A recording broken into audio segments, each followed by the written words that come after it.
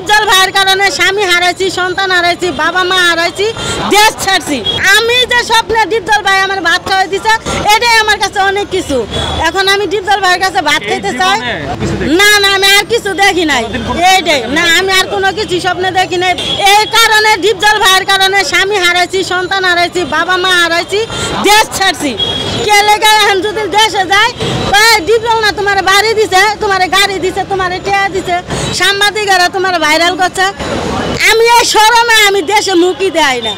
আমি চাকরি করলেও আমার মন তো বাইন্ধে রাখতে পারি না। মন কিভাবে বাইন্ধে রাখবো?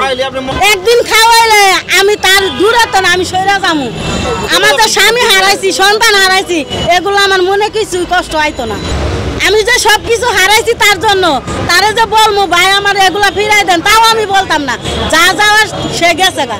আমি নিজে কর্ম করে আমি ডিপজল ভাইয়ের ছবি বানাইতাছি, নিজে কর্ম করে ডিপজল ভাইয়ের জামা বানাইতাছি। ডিপজল ভাইয়ের একটা কাপড় না, শত শত কাপড় আমার কাছে। হ্যাঁ প্রিন্টের জামা আছে, উন্না আছে, সব জুদিলগঞ্জে ব্যাগের মধ্যে ডিপজল ভাইয়ের ছবি আছে।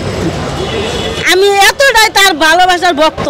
আমি যে স্বপ্নে ডিপজল ভাই আমার ভাত খাওয়াই দিছে, এটাই আমার কাছে অনেক কিছু। এখন আমি ডিপজল ভাইয়ের কাছে ভাত খেতে চাই। সে যে আমার এক নলকা হইলো আমার ভাত খাওয়া, আমার দেশবাসীরা তার কাছে আমার লয়ে যা।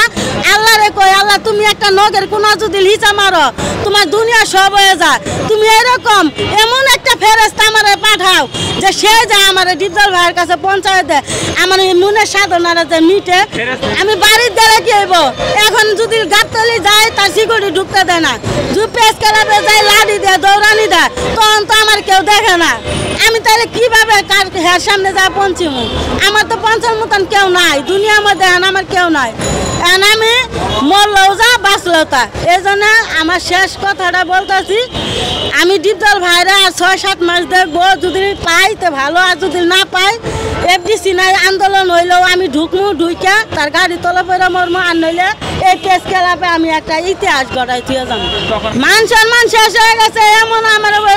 আমি যদি চাকরি করতে যাই, গার্মেন্টসের মানুষে লাইন চিফ সুপারভাইজার বলে তুমি তো ডিপজলের ভক্ত, তোমার সাংবাদিকেরা ভাইরাল করছে। নামে ভাইরাল হয়েছে, আমি কামে কোনো ভাইরাল হয়নি। কামে যদি ভাইরাল হইতাম, ডিপজল ভাই রাতে এক নলকা ভাত আমি খাইতাম, মনের শান্তি মিটাইতাম। স্বামী তো 4 মাস ধরে আমার নাই, এটা তো সকালেই জানে।